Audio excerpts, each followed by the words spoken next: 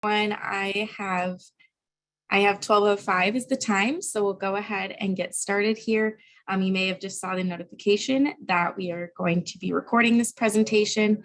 So if you wanted to watch it later, it'll be available on our YouTube page, just Partners of Scott County Watersheds, and you can find it there.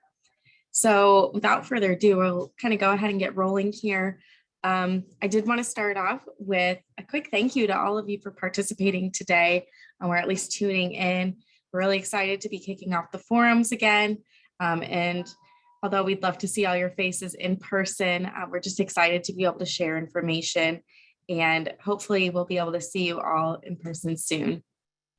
So for those of you who aren't familiar with Partners, Partners of Scott County Watersheds is a nonprofit organization based out of Scott County, Iowa. And we are dedicated to improving the health and the stewardship of our local watersheds. And one of the ways that we do that is through educational forums like this one. So should know what you're here for today, but just in case you're not, we are discussing denitrifying, bioreactor design process, and research updates with Gabe Johnson, who I'll introduce here in a moment. So just some other quick updates. We do have forums every month. So our next one is March 15th, and that's the topic for that one is achieving sustainability with lawn care. And that's going to be presented by Sustainable Stewards. So that should be an exciting one. And then looking a little bit ahead, we have our Volunteer Water Quality Monitoring Day, our snapshot, and that's going to be Tuesday, May 3rd. Registration is open for that. So if you want to get ahead of the game here and sign up for those, you can go ahead and get on that now. And of course, we can't do this without our partners. So a huge thank you to all of those who are involved with these organizations who may be tuning in, or if you know someone who is part of this organization that you see here, be sure to give them a pat on the back. You see them next time, because truly we couldn't do the work that we do without them. And if you're wanting to get involved a little bit more than just tuning into forums, we have lots of different ways. Two of those being becoming a member and becoming a funding partner. So this is just a quick outline of what those can entail. If you want to learn more, you can go to our website and it's all laid out there. And finally, that takes us to our star of the show today. We're going to be talking with Gabe Johnson here. So Gabe, I'm not sure if you wanted to introduce yourself a little bit, but for those who may not have read it on the website, Gabe is a PhD student at Iowa State University studying sustainable agriculture and agricultural engineering. I'll let him kind of talk about his background, and you're obviously more knowledgeable about it than I, you know yourself, but I'm really excited for this forum today. I think we're going to have a lot of interesting things to hear about. So without further ado, we'll go ahead and turn it over to you, Gabe. And just as we transition, just some housekeeping things. If you have any questions throughout the presentation, you can go ahead and enter them in the Q&A box at the bottom of your screen. We'll try to answer them, at the end of the presentation. If you have any issues with Zoom and kind of the technical side of things, feel free to use the chat. You can send it to the host and the panelists, or just to the web facilitator, ATEC there. You can have that choice in the drop-down menu for the chat. I think I've covered everything else. So go ahead, Gabe, the stage is yours. All right. Thank you for that introduction. Kelsey, is everything looking good? We'll just make sure the PowerPoint's all good to go. Yep, everything looks great. All right, so yeah, we'll go ahead and get started here. So as Kelsey said, I'll be presenting today on denitrifying bioreactors and going through the design process, and then kind of related to that, some research updates. And so yeah, I am a PhD student at Iowa State University. I just finished my master's degree at the University of Illinois this past summer, studying bioreactors. Now I'm actually studying saturated buffers, which are another denitrification practice, but bioreactors were my wheelhouse for the last couple of years. So just a little bit more about me. I'm actually a Scott County native, which is how I got connected back here with PSCW. Born and raised in Bettendorf, went to PV High School, and I've always had a love of the outdoors and gardening, and that's kind of led me on this path to water quality and agriculture. And I've got a picture here of river flooding that I took way back in, I don't remember what year. That's always kind of been an influence. My grandparents had a farm. And then just a couple interesting things I wanted to share. Steve Gustafson helped me plant some trees at our church. And it's just really cool now, to see that there were little baby trees. And this is me just a couple years ago, stopping by to visit. And then related to bioreactors, one time over 10 years ago on a walk in a local park, we found this massive pile of wood chips. And, I checked it out, and now I studied wood chips for my master's degree. So kind of seems like it's all been coming together. But yeah, I did my BS at Iowa State, finished that in 2019, and then spent the last 2 years at the University of Illinois studying bioreactors. And now I'm back in my home state, back at Iowa State. All right, so denitrifying bioreactors 101. So here's our basic rundown. These are a conservation practice that are designed to remove nitrates from agriculture drainage.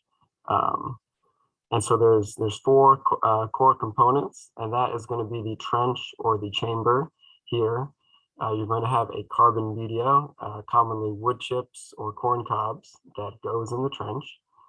There's naturally occurring bacteria, and then water flow control structures, these two things which control water flow into and out of the bioreactor. And so these work by diverting the subsurface tile drainage water out of the farm fields through the carbon media, and then before it enters the stream. And so the carbon is a food source for those naturally occurring denitrifying bacteria, and those do this natural process of denitrification where they convert nitrate, NO3, to dinitrogen gas, N2, which is just the gas that takes up 80% of the atmosphere. And so they're commonly called wood chip bioreactors because wood chips have been probably the most common media used in general applications, just due to their cost and accessibility, as well as their properties for the bioreactor design.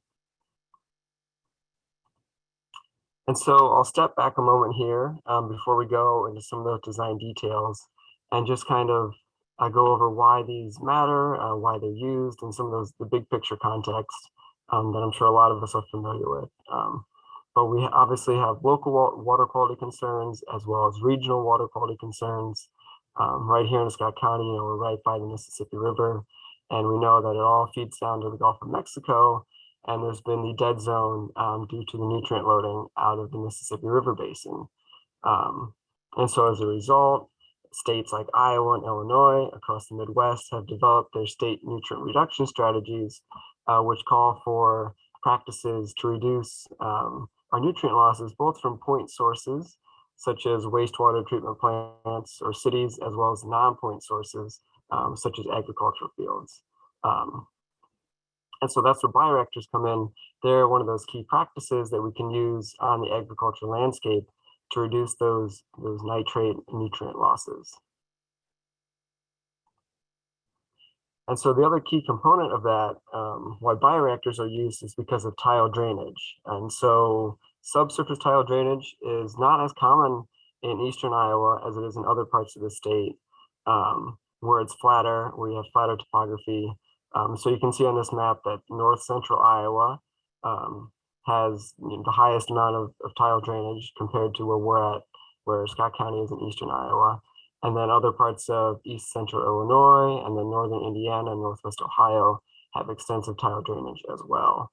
I actually wasn't very familiar with tile drainage until going to college and studying this more, just because it wasn't as common to me growing up in this part of the state, where we have a few more hills, and it's not always quite as extensive. And so just to review what tile drainage is and why it's beneficial, it's used because it really helps improve productivity of your agricultural operation. You can increase your field access in the spring by draining that water.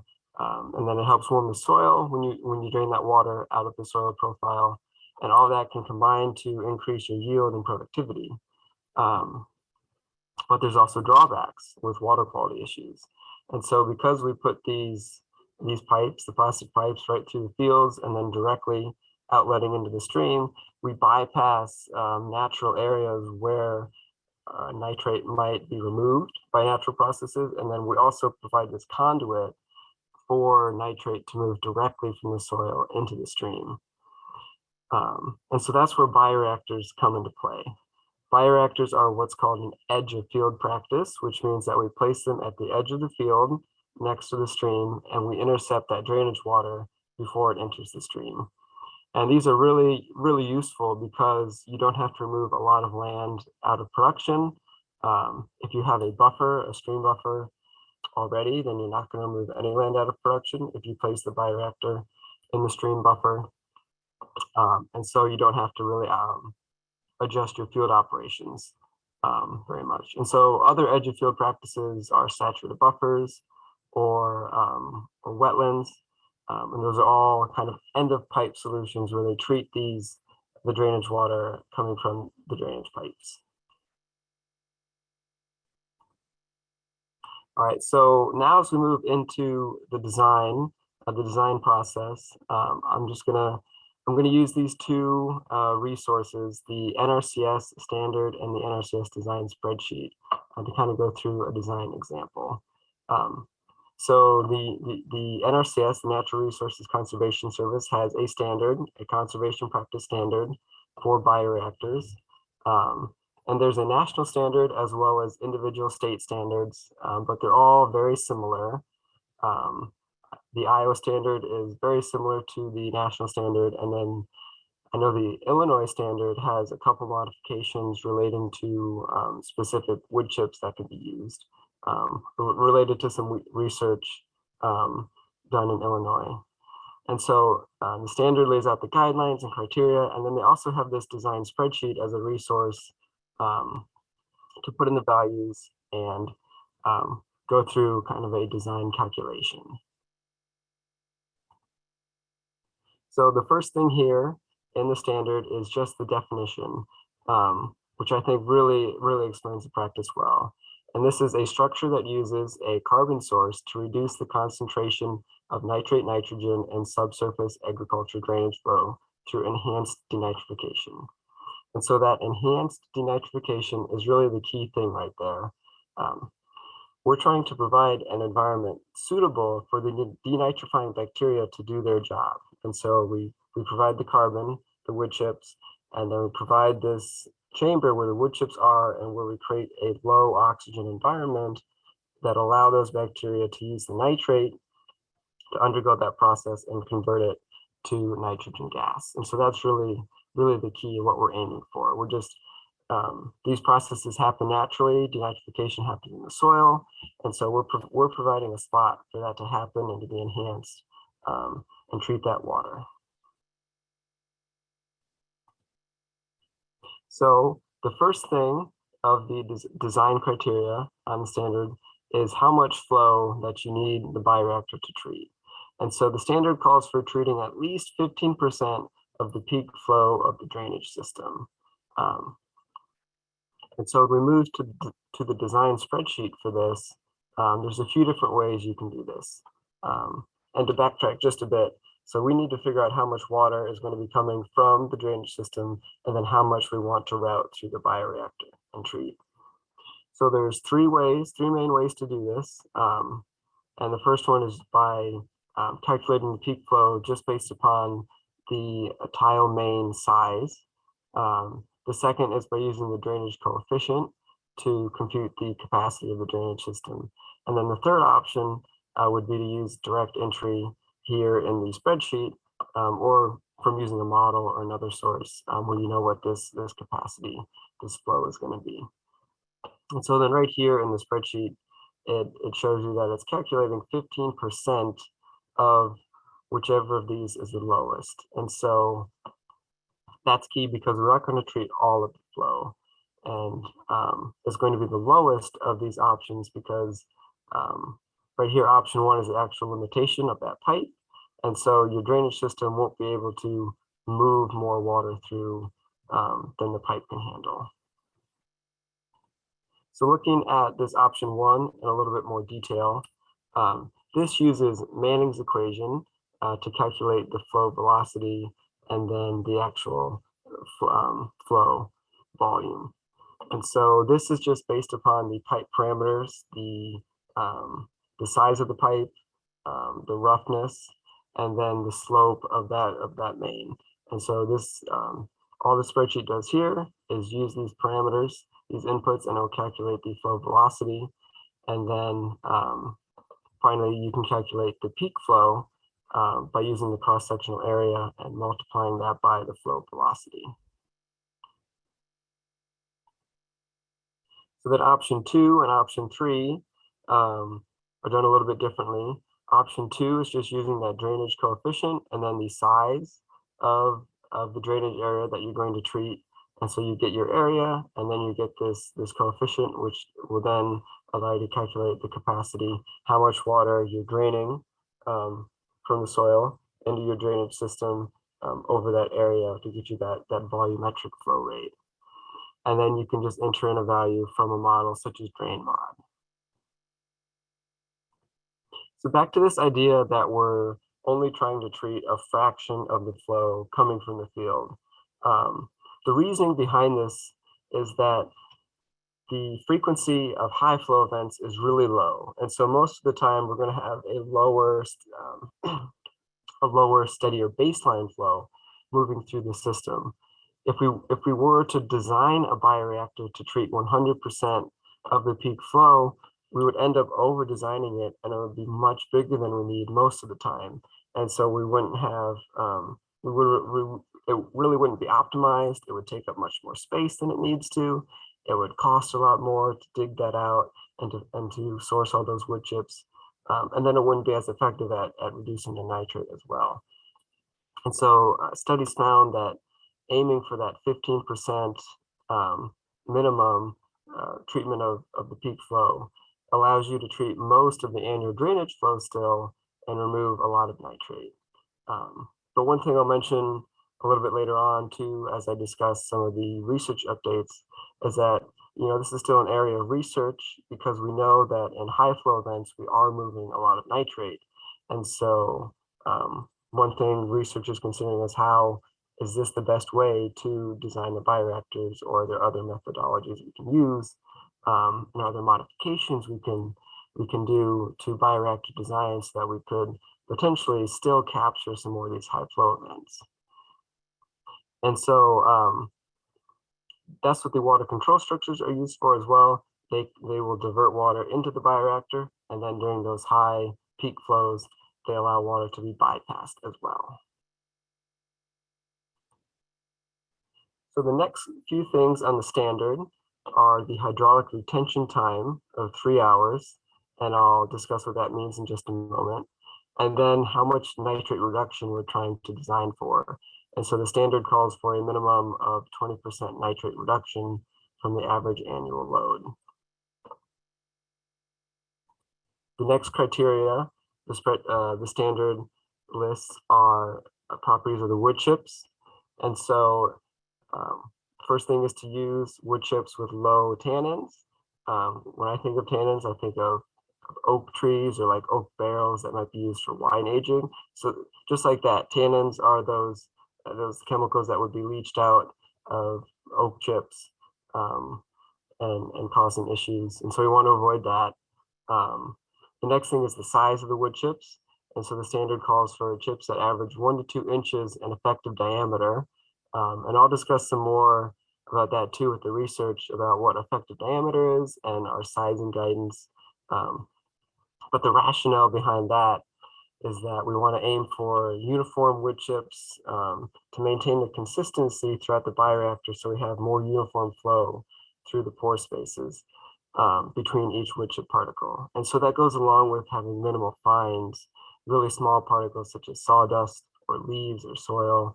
Those can get in between the larger wood chip particles and clog up the bioreactor and cause more flow in one area and less flow in another. And then you end up not treating as much water as you designed for, or having the water move through more quickly than you designed for, leading to less denitrification and less of a chance for nitrate removal. And so we want the wood chips to be uniform to promote that uniform flow. And then it also mentions a couple of details about the water control structures. You want to set those so that you don't back up water into the field. If you have a little bit of a slope into the field from the field edge, that's usually not much of an issue. And then they also need to be designed for bypass flow, like I mentioned.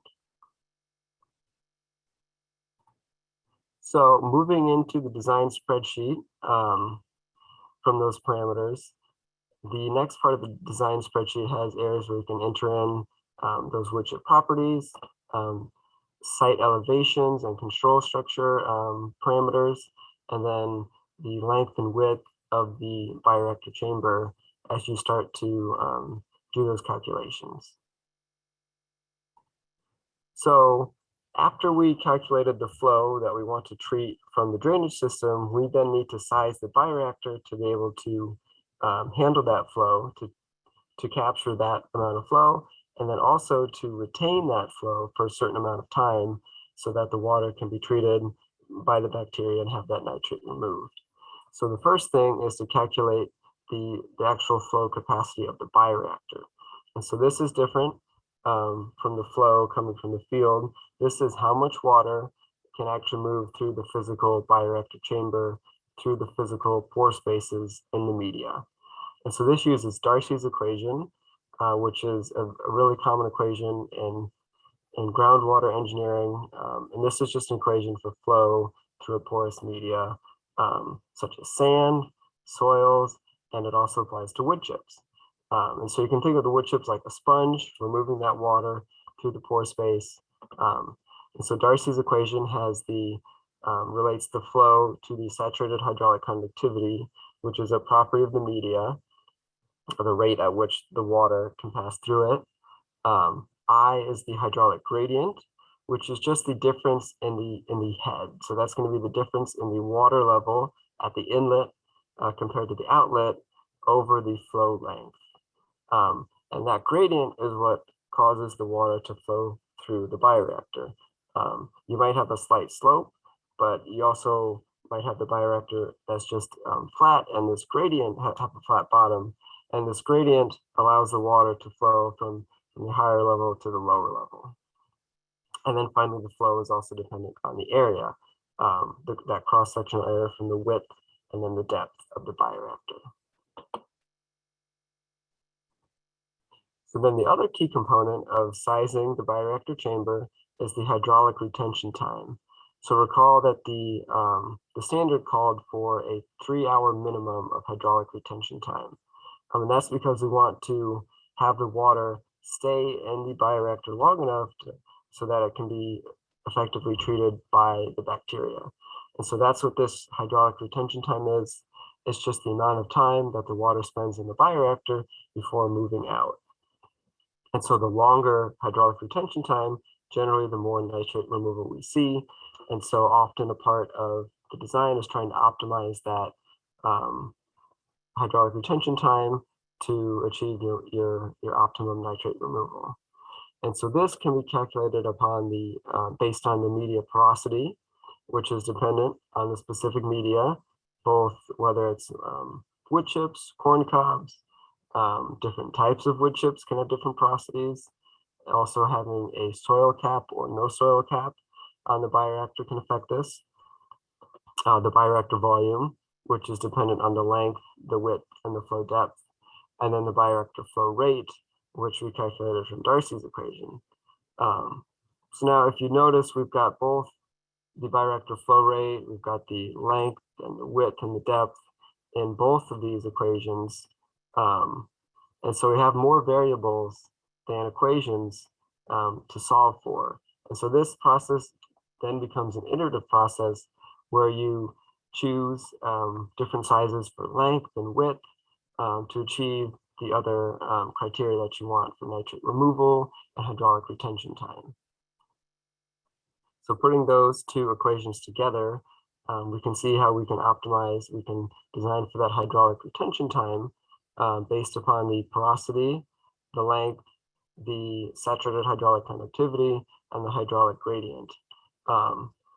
And so you can see how the porosity and the hydraulic conductivity start to become really key parameters here for the design. Yet these are really highly variable parameters based upon the media you use.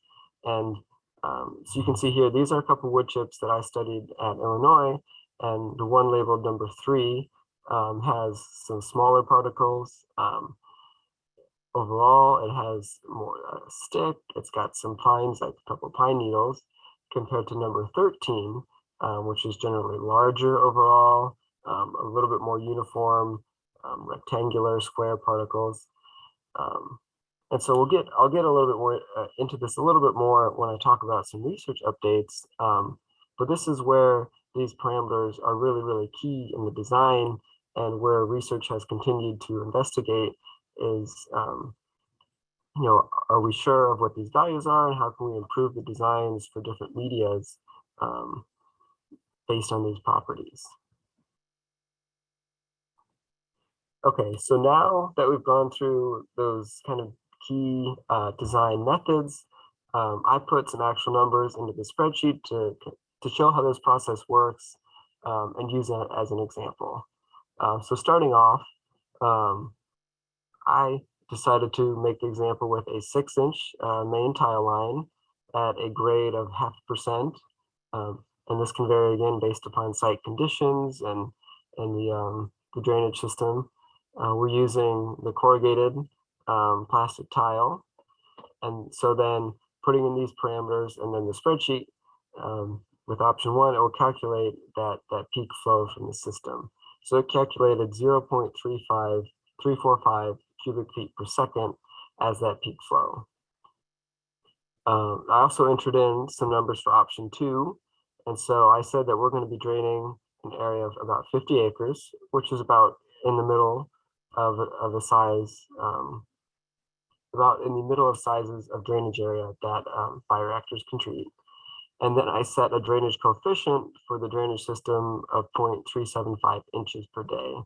And this can vary too based upon the design of the drainage system.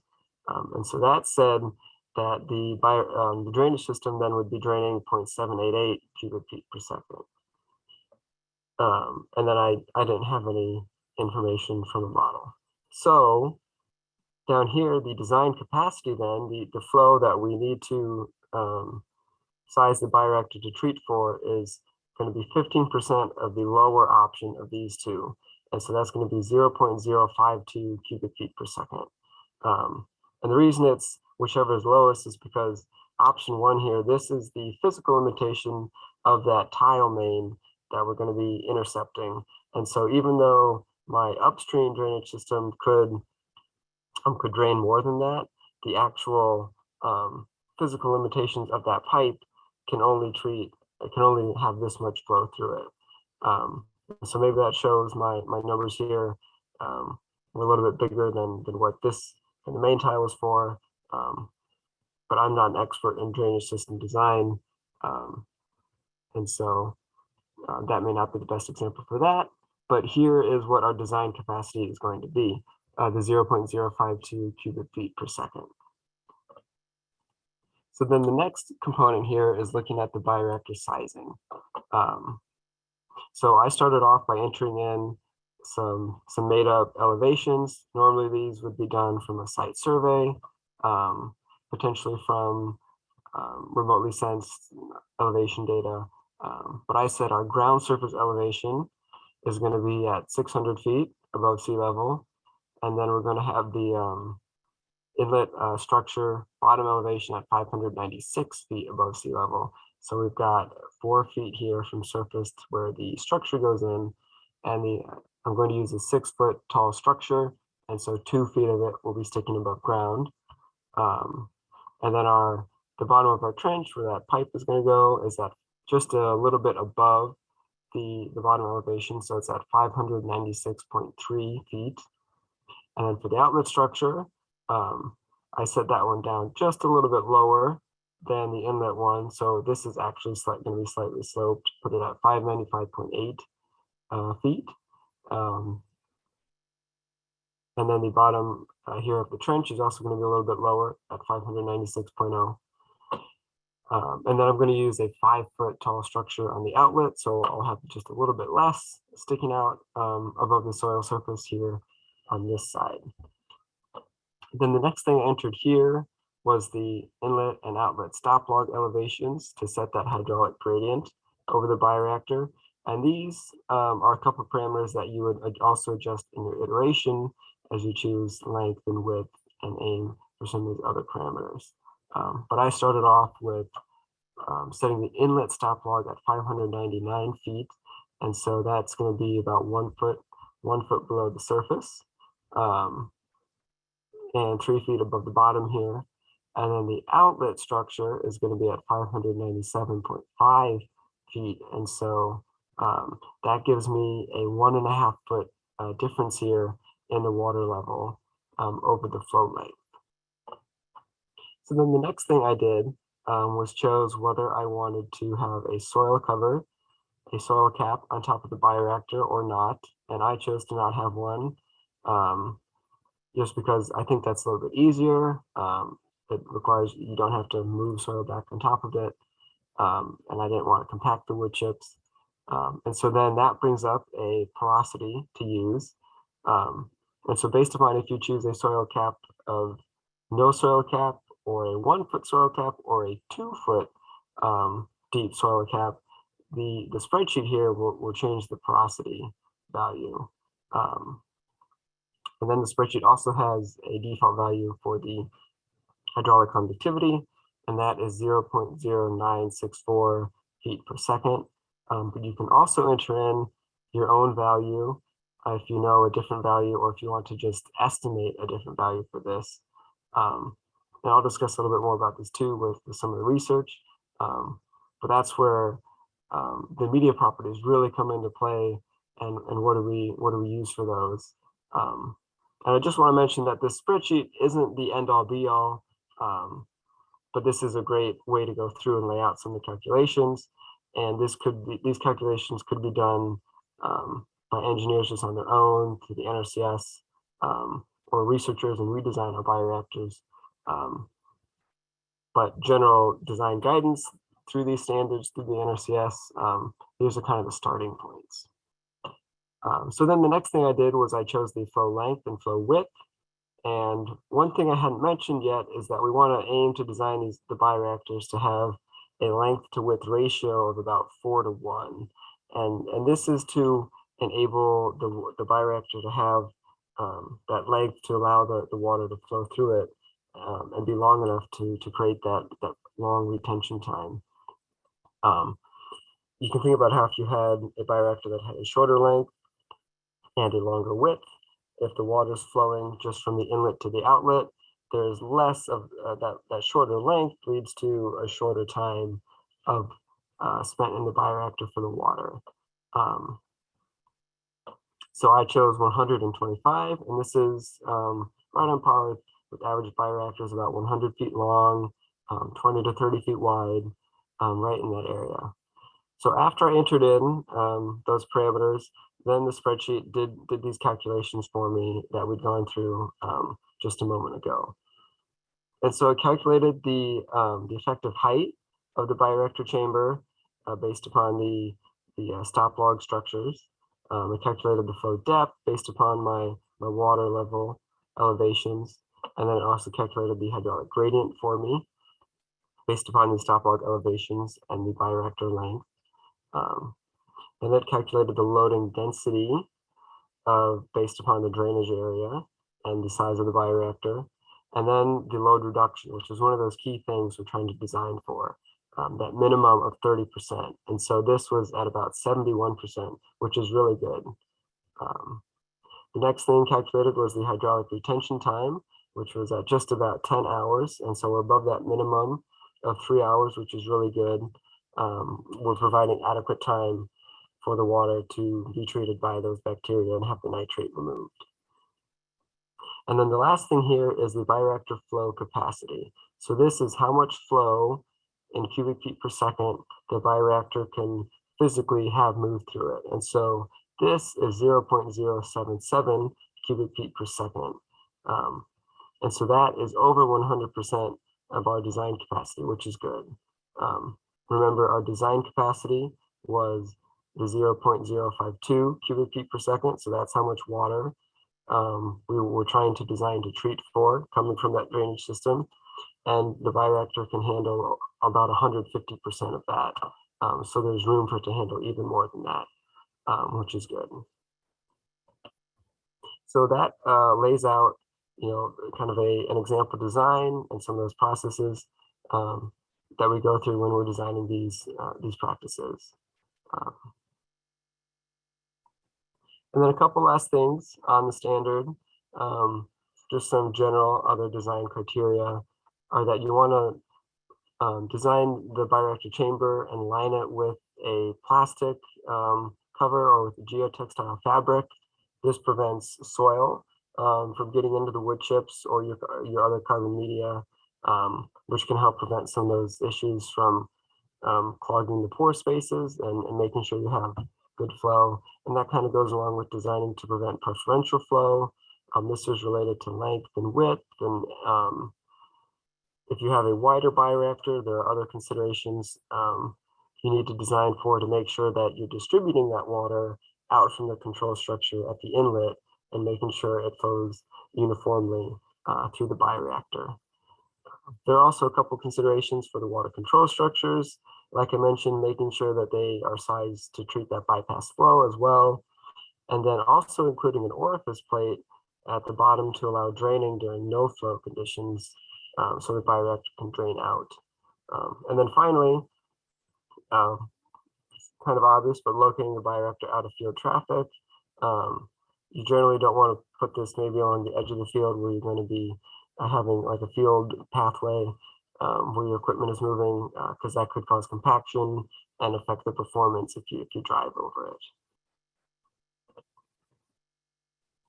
So some of the key takeaways from the design process here are that the designs end up being very site and media specific, based upon the drainage system that you have there, the site slope, the soils, and how that affects the drainage system, and then the size of the bioreactor.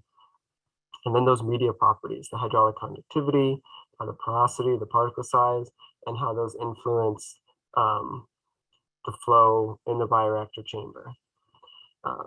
Second, it's a very iterative process to meet these design criteria, to design for both hydraulic retention time and nitrate removal, and how those go together with the size of the bioreactor and the flow that you're treating. And then finally, your actual in-field installation and performance are likely going to vary from the design. You may run into issues in the field. Things may end up not being quite as perfectly designed, which is okay because they still end up performing pretty well. But we have to remember that when we're designing these practices, that there's always going to be issues in the field as well, and things to account for.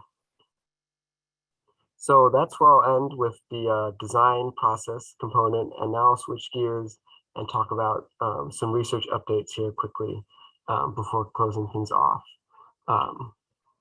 So the research that I did for my master's was looking at the wood chip media physical properties. What really defines good wood chips to use in bioreactors? And so our study is under review currently, but we looked at porosity, hydraulic conductivity, particle size, and then the effects of compaction.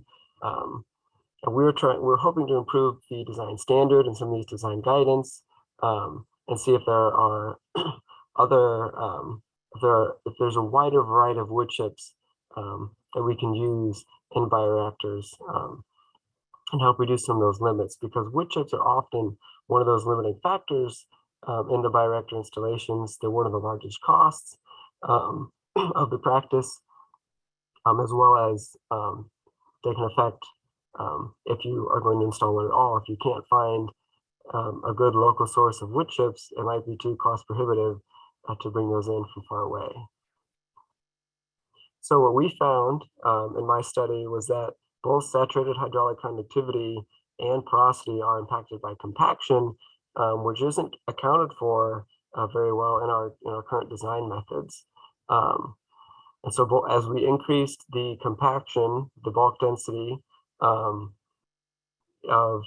the wood chips, we found that both porosity and hydraulic conductivity decreased. And so these were variable. Yet we tend to default to just one or two design values when we start a design process for the bioreactors. So that's one area of improvement for the design process.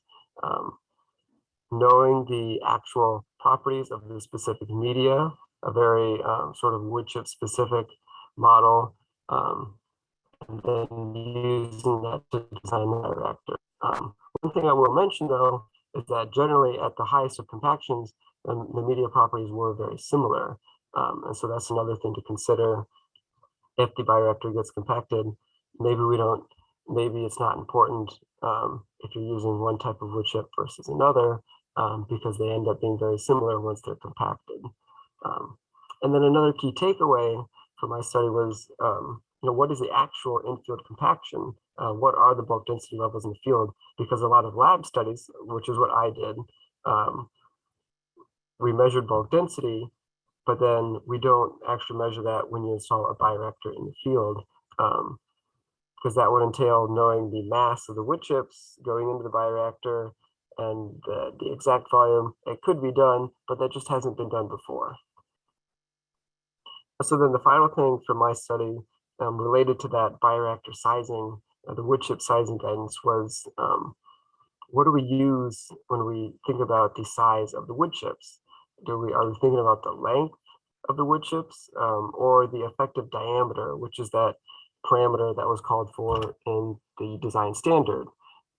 This effective diameter is a value you get from sieving particles through sieves of different size. It's this median value you get, which doesn't necessarily correlate directly to like a length or a width that you might see when you just look at wood chips, when like an NRCS engineer goes out to inspect wood chips for a bioreactor installation. And so which of those should we design for, and which are the best indicators of that performance needs to be further clarified. So kind of closing off that section of the research, we've seen how current design methods are very sensitive to both porosity and hydraulic conductivity, but these are highly variable parameters. And so our work was trying to help clarify that, and how can we improve this design process to account for some of that variability and that high dependence on those parameters. Some other areas of research are looking at other carbon media, such as corn cobs, or rather than just straight up wood chips, using more of a mixed municipal compost woody debris, which tend to contain more fines, more small particles, or maybe more materials that might be degraded in a quicker amount of time, like leaves, or that materials like that.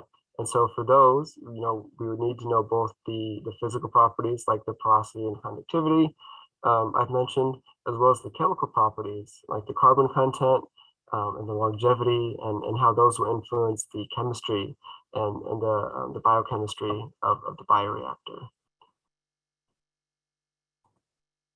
Another area of research is looking into biology and chemistry in the bioreactors, looking at the microbial communities in the bioreactors, the specific bacteria that are working, and how those could be affected by different processes, looking at the effects of different wood chips, such as ones that have been killed by emerald ash borers, or those high tannin wood chips such as oak, and looking at if those can be used, trying to clarify that. Also looking at trying to reduce clogging with tourmaline, which is a mineral, and then potential pollutant swapping. And so that pollutant swapping would come from, say, converting that nitrate, which is NO3, to N2O, which can be a greenhouse gas. And then another general area of research kind of related to the media properties is overall bioreactor design, looking at alternative layouts, such as having a larger width and a smaller length, and how that influences hydraulic retention time and performance, and trying to see if bioreactors can be sized to treat more flow. Is it better to treat more flow, those higher flow events for a shorter amount of time? There was a study that looked at a bioreactor that had baffles, and so it had a shorter length, but these baffles to route the flow through it in a longer time. There's also work on pumped bioreactors, once again trying to treat more flow so we can have more nitrate removal by pumping water from a stream back into the bioreactor. And then some research on the overall longevity and how that's influenced by drying and rewetting cycles and the overall performance of the bioreactors out in the field. And then finally, some other areas of research are looking at just expanding the applications of bioreactors. There's a new study looking at using a bioreactor in a cold environment in Canada, looking at the impacts and how it can be used with aquaculture and wastewater. And then as well for more traditional agriculture applications, but stacking it with other conservation practices like saturated buffers or wetlands, and if that can improve our overall nitrate removal. So that's the end here, and just some key takeaways from the design and the research is that the bioreactor designs tend to be site specific with those specific methods, and you still need to design them to meet your site requirements and your media requirements.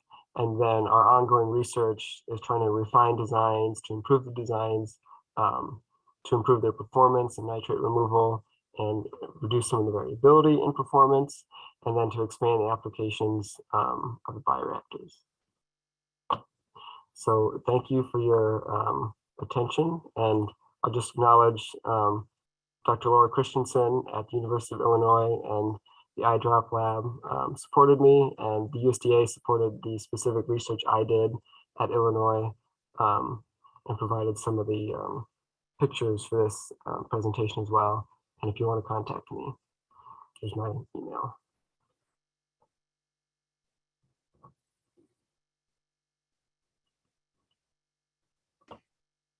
Awesome. Thank you so much, Gabe. I think we had a couple questions pop in. So while we go through these, to any of the other participants, do please put in your question in either the chat box or in the Q&A. Looks like our question here, we have one that says, would using GMO seed-based corn cobs affect the ability to create the bacteria needed? That is an interesting question. That's one area I'm less familiar with, that chemistry, but I don't think that would have a big impact. I don't think anything in like the GMO aspect of the corn would influence the bacteria, but I don't know if any research has been done on that specifically. That's an interesting question though. Maybe that's your next research project, right? Excuse me, I don't believe we have any others. Again, we'll give folks a minute here to put anything in if they have it.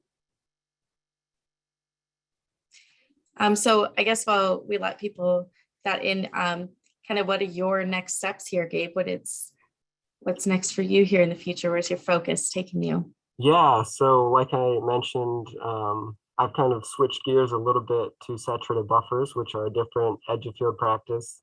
They function very similar to bioreactors, but instead of routing the tile drainage water through wood chips, you just intercept the tile drain before it reaches the field, and then put in new tile that is parallel to the stream, and then have that water filter through the soil and have denitrification just to occur in the saturated soil in a grass or tree riparian buffer.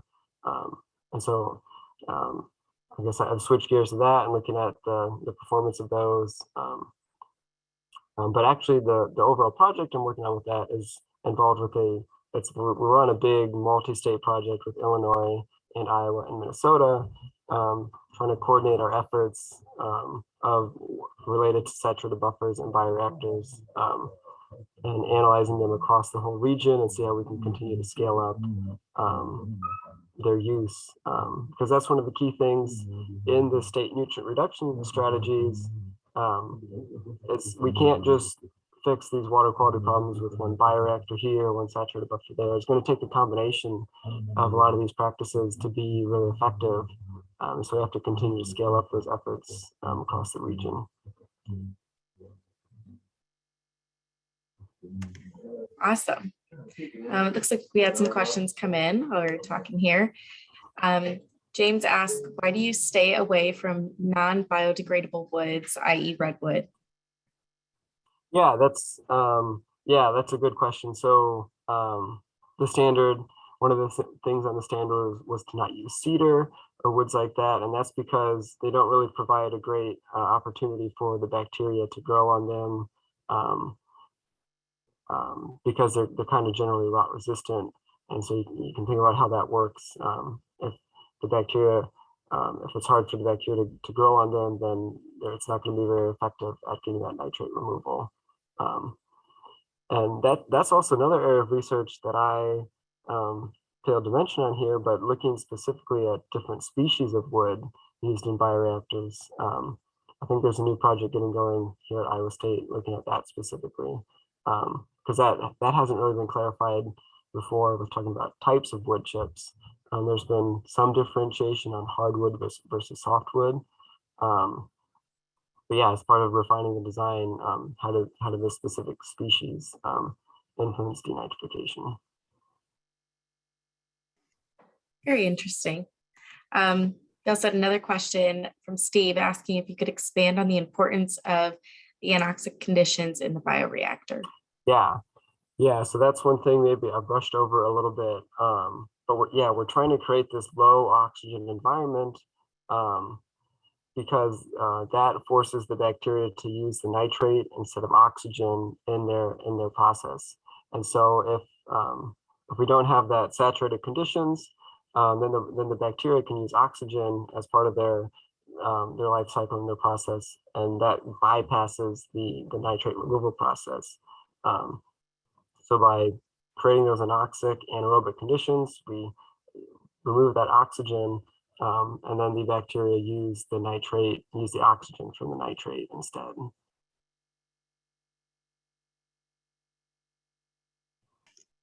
Excellent. And it looks like we had one last comment in here from Rich that said, good presentation. And you probably worked with Brian Maxwell at U of Illinois. Clarify. Yes. Looks like you know lots of folks. Well, that is all the questions I see in here. It looks like you got to the perfect time. So good job there, Gabe. If anybody had any more questions, again, his email was up on the screen, or you can contact partners and we can facilitate that conversation. Again, this presentation is recorded, has been recorded, and will be uploaded to our YouTube page. I think that's all we have. So thank you so much, Gabe, for talking and sharing all this great information, and best of luck with all the rest of the research projects that are to come. Thank you. Yeah, I'm happy to present and kind of get involved again here with my hometown. So yeah, thanks for having me. Awesome. Well, thank you, and to all our participants as well. Have a great day, everyone.